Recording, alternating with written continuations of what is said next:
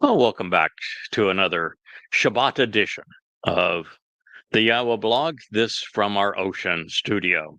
I'm your host, Craig Winn.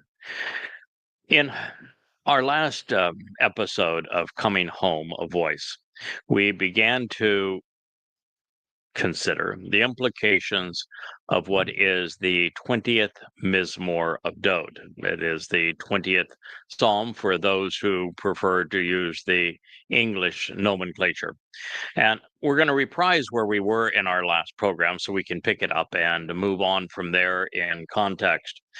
It is always a joy to delve into what our King wrote 3,000 years ago, because almost every word he uttered has prophetic implications for our day.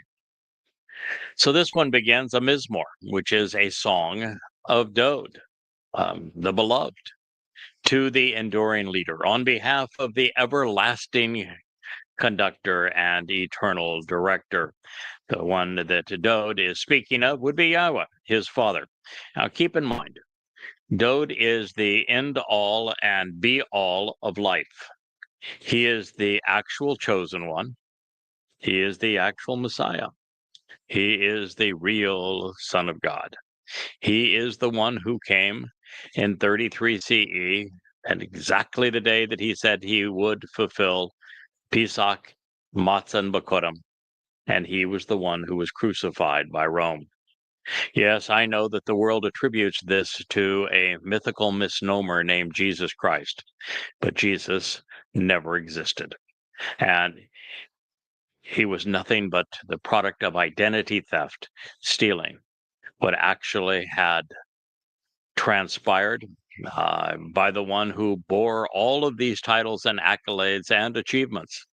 That is, if you prefer to trust Yahweh, who reaffirmed all of this, as opposed to, but I, Paul, say. So this is a Mizmor, a song of Dod to who is the beloved, to the enduring leader and everlasting conductor.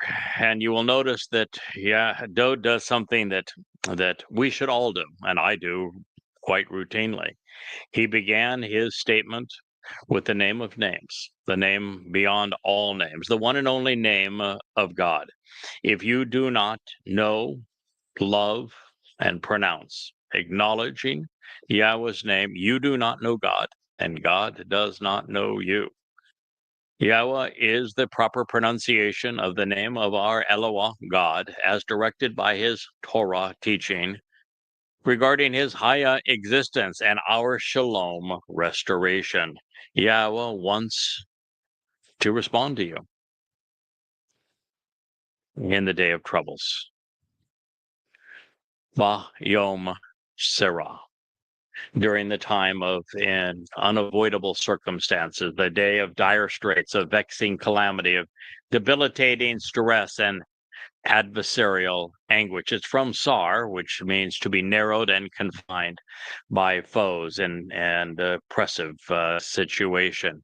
He wants to lift you up so that you become unassailable. He wants to continually demonstrate his desire to protect you in the name of the God of Jacob, meaning the one who replaces and supersedes by circumventing and overreaching. Jacob is a synonym for Yisrael. So in these words, we have quite a lesson, and this is Psalms Mizmor 21. And the lesson here is that Dod is the most prolific spokesperson for Yahweh of all of the prophets. He knew Yahweh better than anyone. He was the one that Yahweh said, he is my chosen over all others. He is my beloved son. I am his father. I have chosen to anoint him to be the king of Israel. He is the one whom Yahweh says will be returning. He is everything that is important in our lives. And he wrote of his father and say that Yahweh wants to respond to you. He's speaking now to Yisrael. And so Yahweh's desire This was written in the imperfect Jusiv because Yahweh speaks of God in third person. Yahweh wants to respond to you. Ana. Ana is such a powerful word in this particular case because we very seldom see Ana ascribed to Yahweh, and it's always written and addressed to us. Yahweh has provided 7 annual invitations for us to meet with him. They're called Moed and Mikre, and they are God's summons to us to meet with him. Our response to them should be to Ana, to reply, to answer, and to meet God on the schedule he has provided and for the purpose that he intends. In this particular case, he is now saying that he wants to respond to us. He wants to respond particularly on behalf of Yisrael and of his covenant family. And so he's saying that there is a day of a Yom Sar coming, a day of tremendous trouble. That day, my friends, is just 11 months away. It is going to begin on the 22nd of May in 2026. I know this because that is Shabuah. Shabuah is the final harvest prior to the time of Jacob's troubles. Shabuah means 7, and it will be fulfilled 7 years prior to Dod's return with Yahweh in year 6000 Yah, which is 2033. And so we know that the Shabuah it is 7 years prior to 2033 would be in 2026, and in that year, the Day of Sevens falls on a Shabbat, the 22nd of May. And so it is on this day that Yahweh wants to respond to his covenant family. And his intent is to lift us up so that we become unassailable. And what this means is that we are being ingathered, we are being withdrawn. This is Yahweh's commitment to fulfill the katsir of Shabuah, to draw his people out of this and away from this time of terrible trouble that is going to befall Yisrael. After this highly flawed preemptive strike on Iran and what has become a disaster in Gaza, a failed strategy executed poorly, and becomes a suicidal nightmare for Israel, is going to bring the wrath of the world, has already brought the wrath of the world on God's people. They are disdained and hated more than any nation or ethnicity in the history of the world. Anti-Semitism is at an all-time high, and to a large degree, Israel brought this on itself. Listen, we all know that it was Muslims from Gaza under the tidal Osca flood that entered Israel to rape, plunder, mutilate, abduct, and murder Jews. And that Jews were absolutely justified in holding these Muslims accountable, who all came from Gaza, recognizing that every Gazan is a Muslim and that Islam is absolutely complicit in this crime, and that all Gazans celebrated the abuse of Jews. But there are things which are justified that still aren't right. And this was not the right response for Israel. And I said so long before Israel invaded, back on 10/7 of 23. And by having done the wrong thing, even though justified, Israel is about to enter this horrible time of trouble. And Yahweh, as a loving father, is going to lift his covenant family out of it. That is the purpose of the Shavuot harvest. It's both Yehudim and Goyim, represented by the 2 loaves of bread that will be brought out of this world just as it plunges into the ultimate darkness. And he's going to do so in the name of the God of Jacob. What he is telling us, he hasn't changed. His support is still on behalf of his people, of Israel.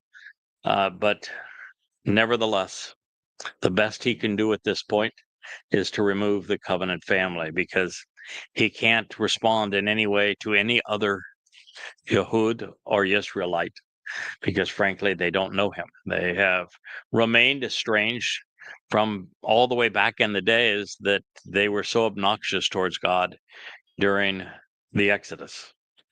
So while Yahweh chose the Israelites because of his relationship with Abraham, the Israelites have very seldom chosen God, and at this point, they remain not just estranged, but so very far apart that God has said, I am divorcing you. You are no longer my children, and I'm going to return to heaven. I'm going to let you fend for yourselves. And then he is very clear. He says, I will return to you when you return to me. The Mizmor goes on to say, from Zion, which would be the signs posted along the way, and it runs between the city of Dod and Dod's home on the southern part of the ridgeline of Moriah, all the way up to the home for Yahweh's name at the summit of Moriah. So from Zion, and by means of the signs posted along the way, it is the will and desire, his will and desire, to reach out by dispatching and extending from his set-apart place someone to assist you who is able to accomplish this task, along with the means to strengthen and sustain you.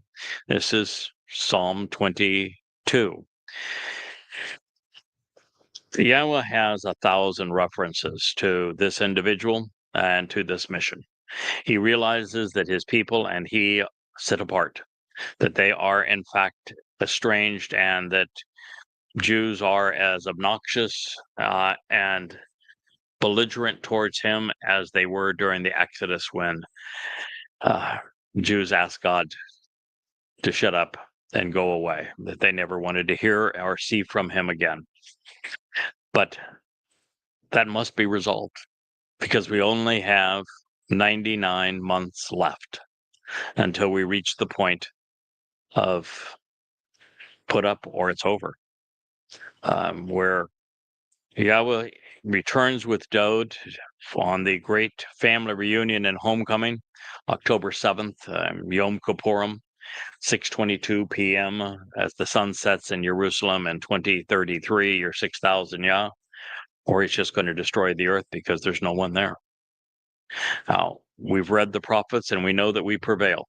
So there are others who are going to read these signs that are posted along the way and make the connection between Dod as the Son of God and our Savior, and Yahweh, his Father. So from Zion, by means of these signs posted along the way, it is his will and desire to reach out by dispatching and extending from this set-apart place someone to assist you who is able to accomplish the task, along with the means to strengthen and sustain you.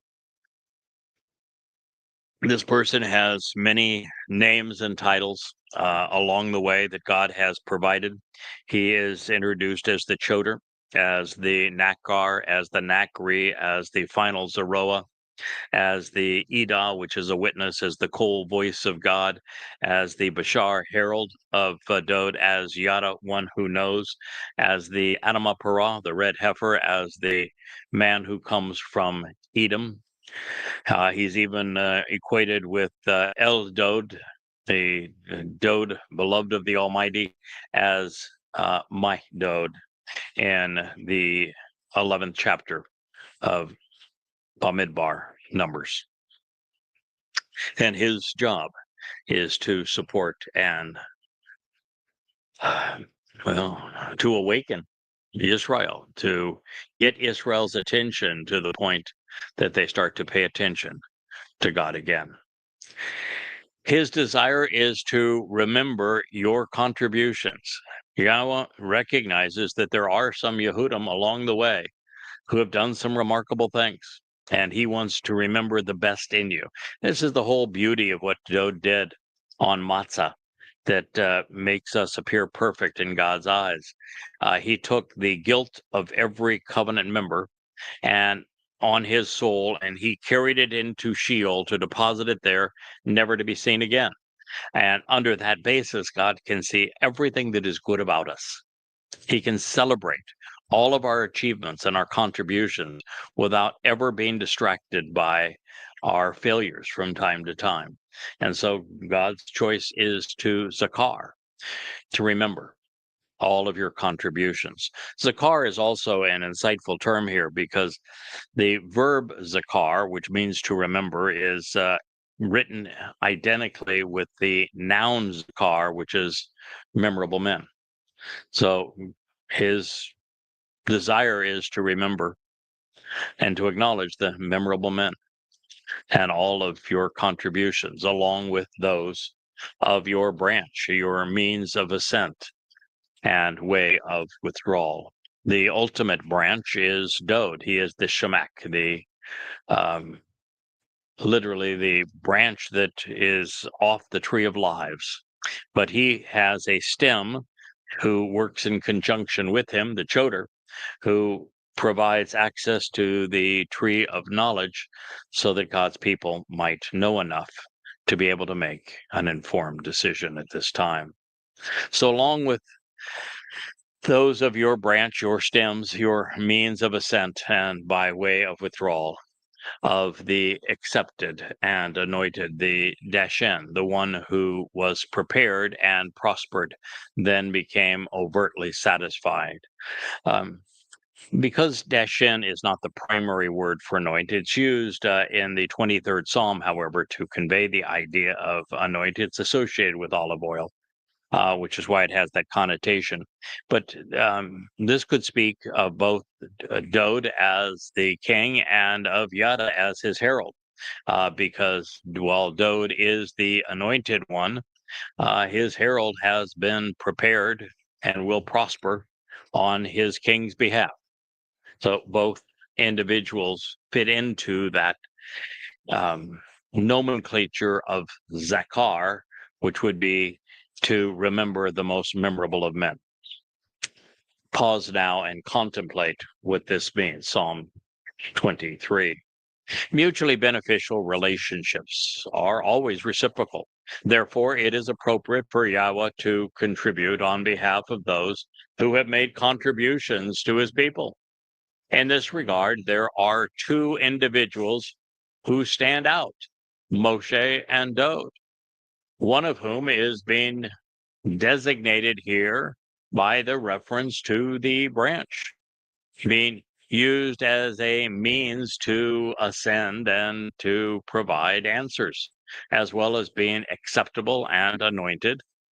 And while Dod is the richest individual as it relates to these qualifications, he does have a lesser luminary that is that reflects his illumination, that serves as a stem beneath him to also play a significant role in bringing God's people home. So Yahweh is going to forever cherish Dod's contributions and even those of his herald to the covenant family. And we will all appreciate the means he has provided to withdraw us from the caustic nature of religion and ascend to heaven at this exceedingly troubled moment in time. As I shared with you a minute ago, the above 20 song, in it, the author also used Deshan in conjunction with Sa'ar to say, you have prepared and arranged, putting in place a table before me, conspicuously beyond the presence of my adversaries who would narrow my scope and silence me. Sa'ar. You have anointed Deshen, my head, with oil. My cup overflows in abundance. When Deshan is used in the Torah, especially by Moshe, it speaks of prosperity. We find this in Devarim, Deuteronomy 31:20, but it also is used in Shemot, Exodus 27:3, when describing the construction of a receptacle designed to collect the ash and the fats of the sacrificial lamb once the inedible parts were burned outside of the tabernacle. That definition does not fit this context because the remains are without value, leaving us with anointed and acceptable, as well as prosperous. And since Dode is the one that Yahweh anointed, all fit him. And if we turn to accepted, then it also serves to tie Dode's Bashar and the king together. Now, moving on to the next statement. We've long since come to realize that the symbolism of Leb heart has evolved over the 3,000 years since this was written. In Dode's mind, he ascribed these words to convey through Leb that it served as the seat of judgment, the place where observation and experience coalesced with character and with intellect, all to produce the best possible plan of action, one in which the individual is motivated and confident in being able to achieve. Today, we'd call it exercising good judgment so that our actions are reasoned and right. The text reads of Dode's song. He wants to give to you, Nathan la Ata. It is his desire and will to bestow unto you, offering and allotting to you, call imperfect Joseph.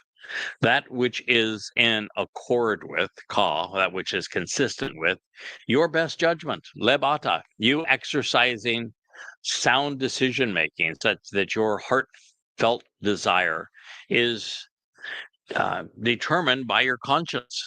And it is the product of observation, experience, character, and intellect coalescing, such that you fulfill everything you've advised and proposed, all of your conclusions and counsel, the things that you have thought about, accepted, and are willing to act upon. Lyrics to be sung, Mizmor 24.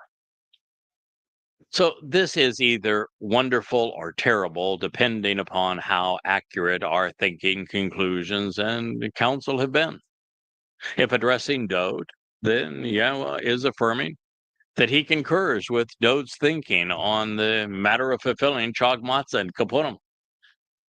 The son proposed this plan and quickly received his father's full support.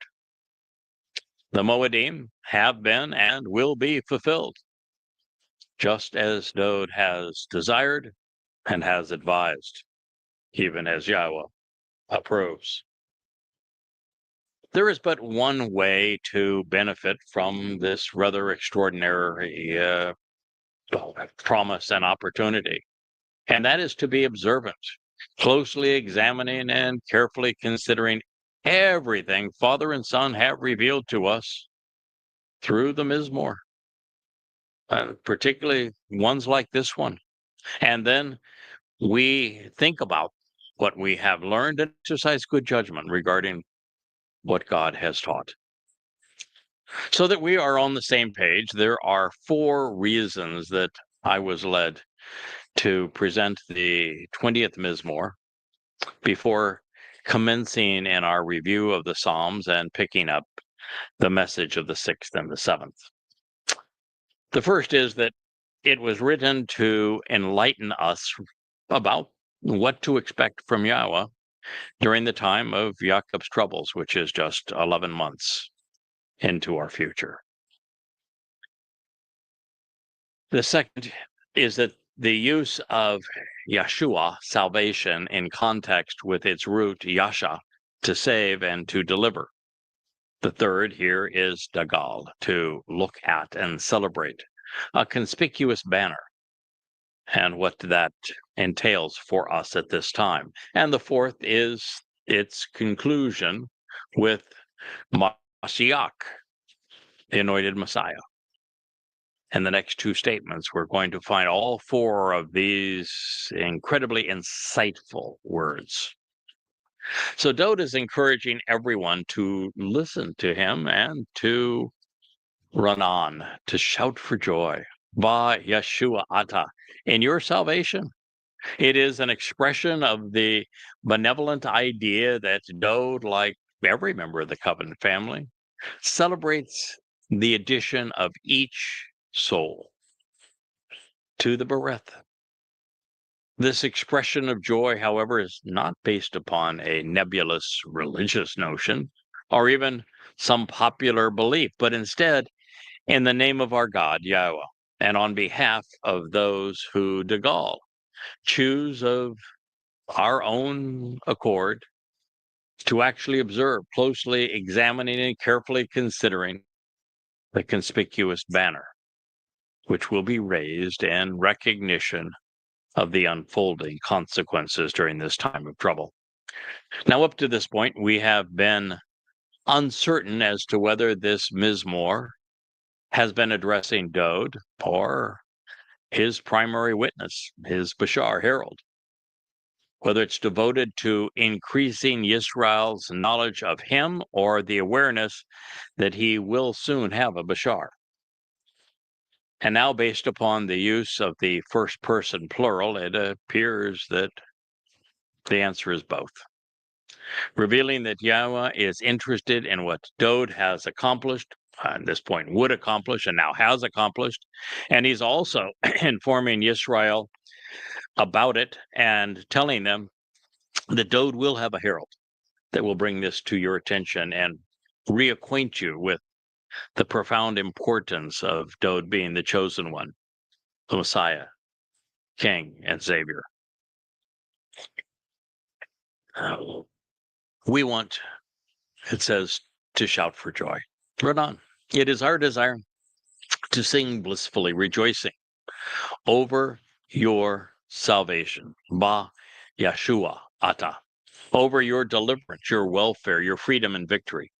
In the name of our God, by conspicuously lifting up a banner, the God.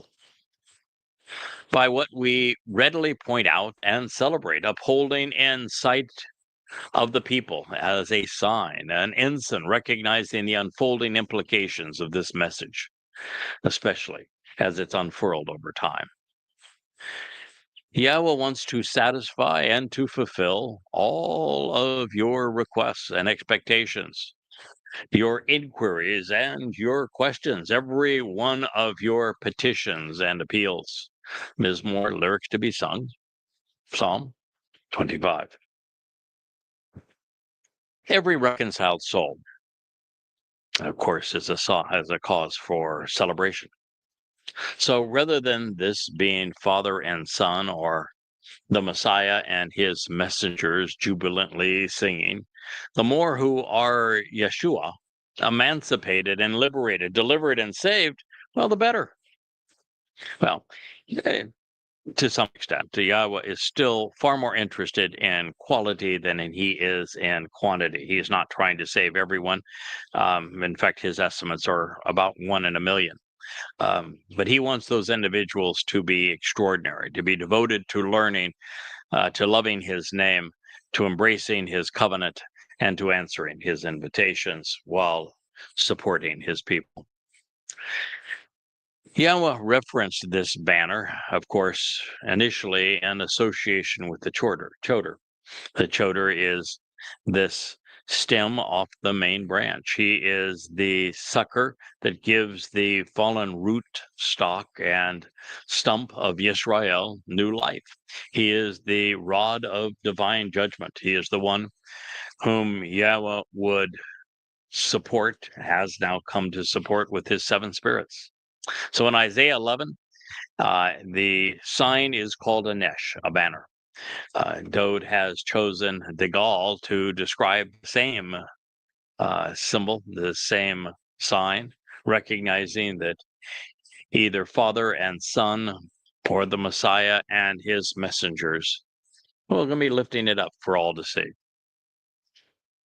particularly as we get deep into the time of Jacob's troubles, and to a large extent even now, as we prepare Israel for what is to come. Moreover, as was the case in Yeshayah, where Yahweh was raising the sign scribed by his choder, this banner speaks of Dod, and of course his father Yahweh, and of their people, Yehudim and Yisrael, and of the Moadim and the Bereth, with every word leading to the return and the salvation of God's people. Yahweh remains committed to satisfying our requests by fulfilling our expectations, exceeding them. But here, context is especially important because this was written to those who were saved in the name of God and who chose to consider the conspicuous banner which is going to be raised and scroll across the sky. Many of the words written on that sign will have come from Dod, and all would have been inspired by Yahweh, either directly through his prophets or born out of thoughtful consideration of what they have written. I'm convinced, so is Yahweh, that you are listening to the contents of this sign now, even as you consider this Mizmor, and that these books you see off my left shoulder here, they will comprise that scrolling banner. Yada Yahowah. The flow of this sentence is also interesting, and that the fulfillment of our requests and expectations follows the celebration of our deliverance. This isn't God granting a temporal or a mundane prayer request of some sort in the here and now, but instead promising that life with him in the hereafter will be extraordinarily fulfilling. This serves as an affirmation that we, have been right all along. Our salvation is far less appealing than the prospect of exploring the universe with its creator, and with our Heavenly Father enriching and empowering, even enlightening and emancipating each of us every step of the way. It is such a divergence from the religious perception where salvation is the ultimate goal. But with Yahweh, salvation is simply part of the process, and that when Dod perfected us by carrying our guilt into Sheol so that we appear perfect before God, he has delivered the verdict already. We're not guilty. He doesn't even need to save us. So we're delivered into his company, into his power, such that we can be enriched and enabled by him and live wonderful, expansive lives in the fourth, fifth, sixth, and seventh dimensions.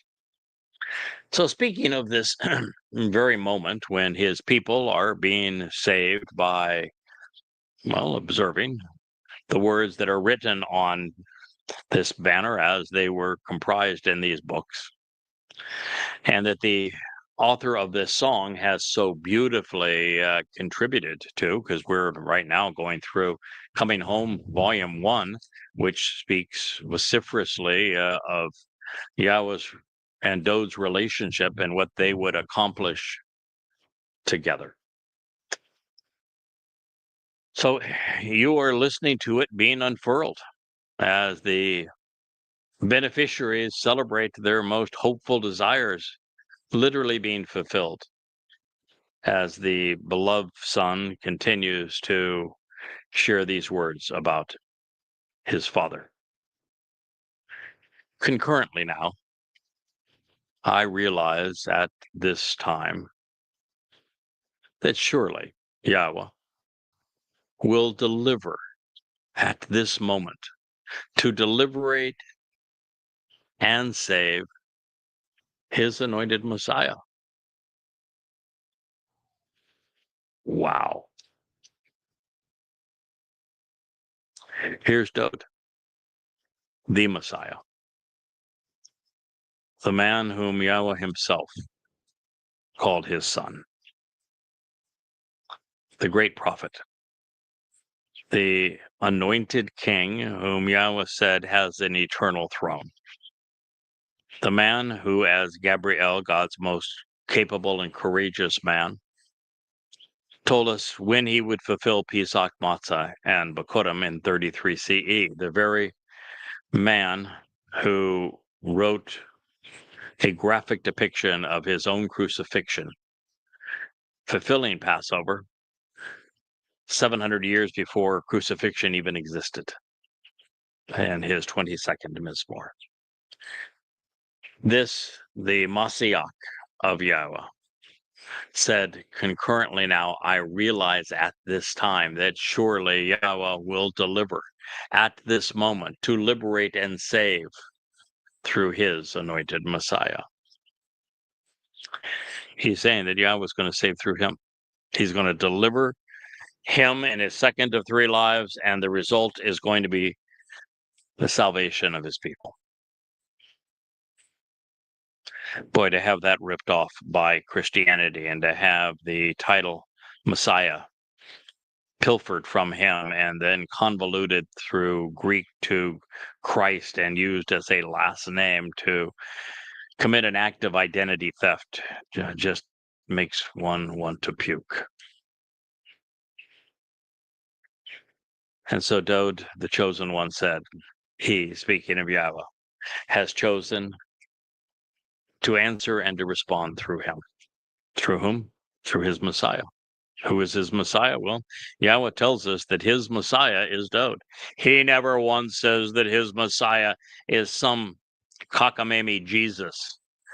His Messiah is not a dead God on a stick. His Messiah isn't somebody who was born of a virgin. His Messiah isn't somebody who was given a Greek name and first appears in 52 CE from the poison pen of a overt liar who even admitted that he was demon possessed. No. The Messiah, through whom that Yahweh would answer and respond, through whom he would save, is the most famous Messiah in all of God's story, the only one that was anointed 3 times at Yahweh's instructions, and who Yahweh himself said, I have anointed him with my own special oil, and I have placed my spirit upon him. Anahu, it is his desire to consistently sing along with him, replying by continually and literally declaring the information needed to answer important questions regarding him, genuinely choosing to be preoccupied with him and concerned about him, even as he suffers in this period called imperfect Joseph, all from his set-apart spiritual realm in the heavens. Yahweh perceived what Dowd would do and then witnessed his son's fulfillment of Pesach Matzah and Bakurim in 33 CE, watching from the 7th dimension. Must have been gut-wrenching for him, but also a moment of great pride. And then we read a line that tells us exactly who this Messiah is. Happens to be the same fellow that said he was writing this psalm, Dowd.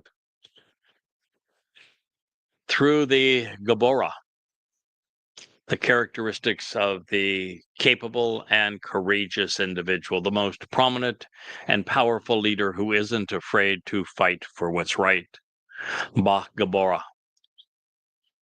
It is from Gabor, and it reveals that Yahweh's response is going to be delivered through Dowd's nefesh. And we know this because Dowd is a dude, And as a man, he is ascribed the title and the attribute Gabor.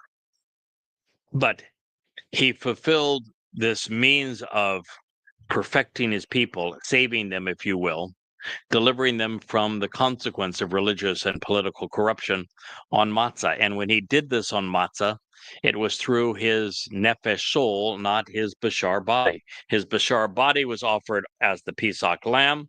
His nefesh soul served as the mechanism to carry our guilt into Sheol.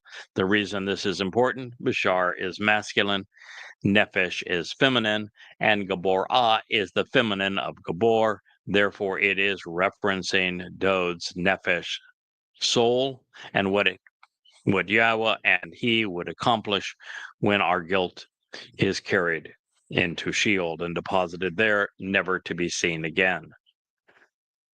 So Dod is the Gabor, and his soul is Gaborah, conveying the capable and courageous individual, the most prominent and powerful leader who isn't afraid to fight for what's right.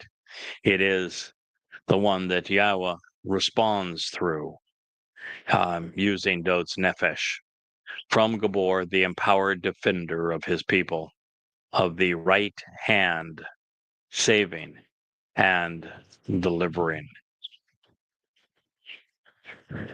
We're getting a little help here from Rich, who recognized that when he brought our teleprompter up to snuff, he might have forgotten to plug it in so that it has a little longer life than it would otherwise on the battery.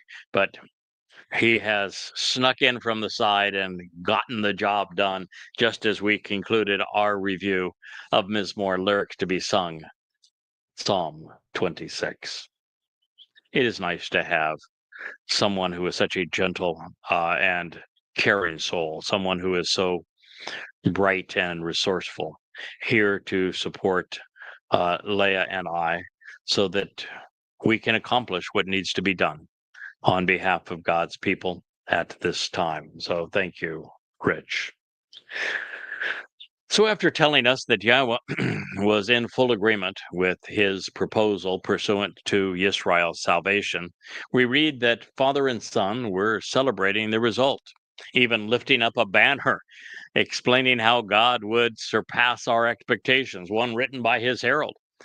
And in this regard, and at this moment, Yahweh vowed to deliver his anointed Messiah.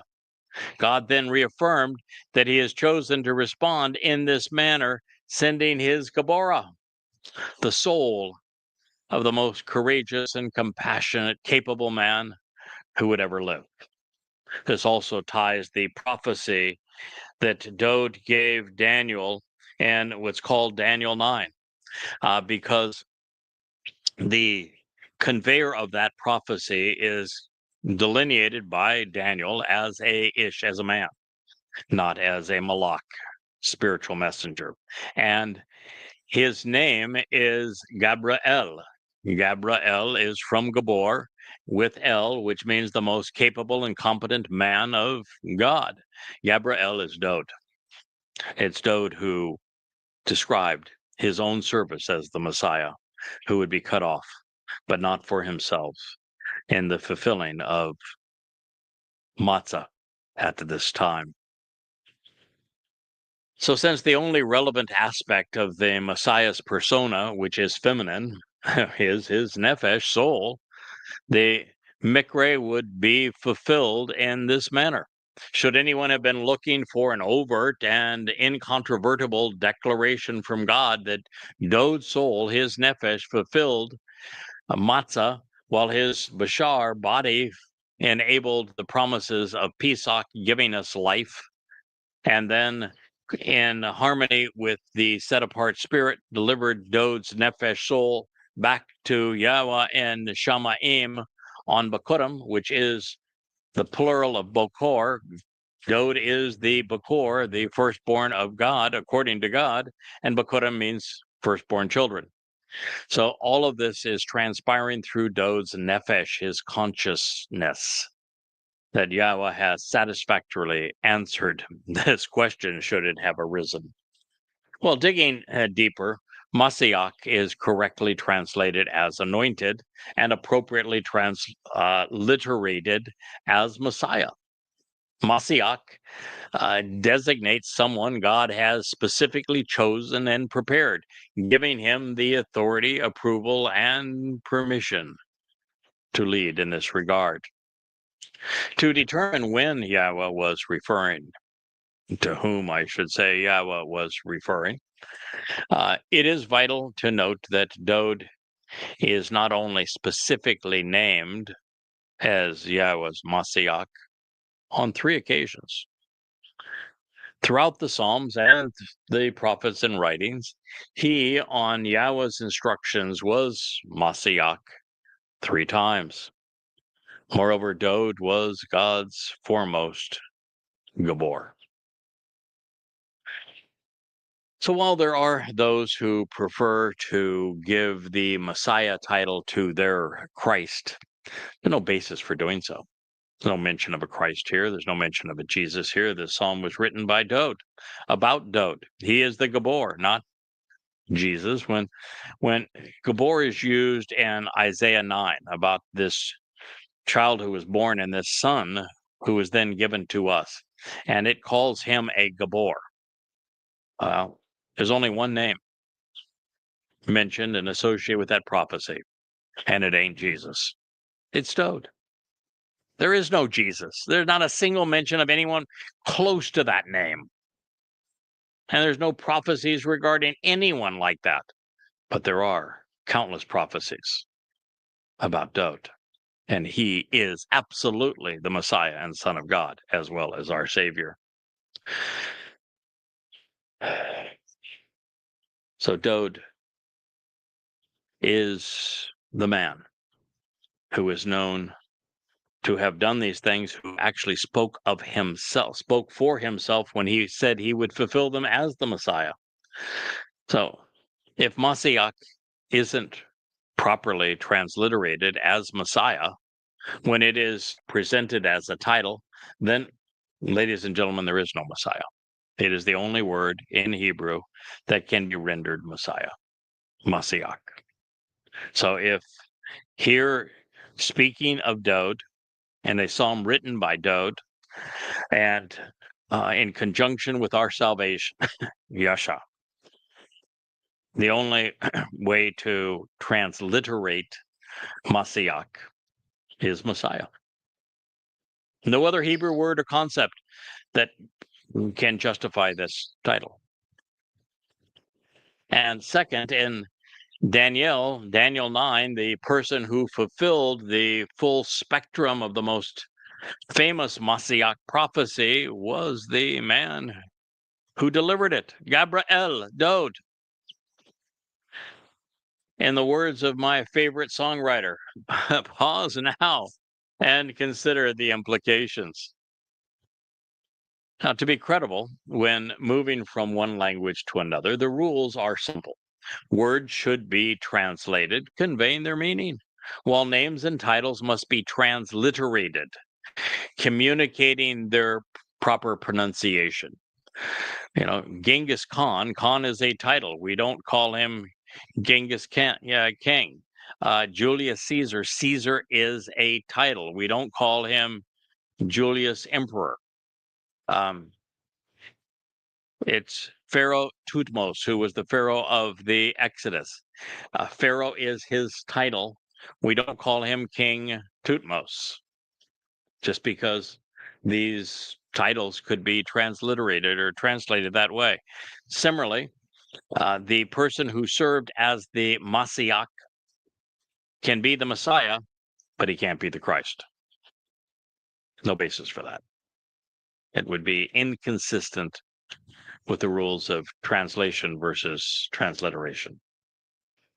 So titles can also be explained should they convey something which is of interest and pertinent. With Dod, Mashiach is used as a verb, a noun, and as a title, making him both anointed and the Messiah. Moving on to an even more revealing term, we have 7 choices with Yasha when it is addressing what God would achieve through the Mashiach, anointing Messiah. And the first of these is that this is the initial time that Yasha appears in this prophecy, and it's used as a verb and it's scribed in the third person masculine singular, where the subject is clearly identified as Yahweh, and the object is unmistakably Mashiach, his Messiah. Dod is Yahweh's Messiah.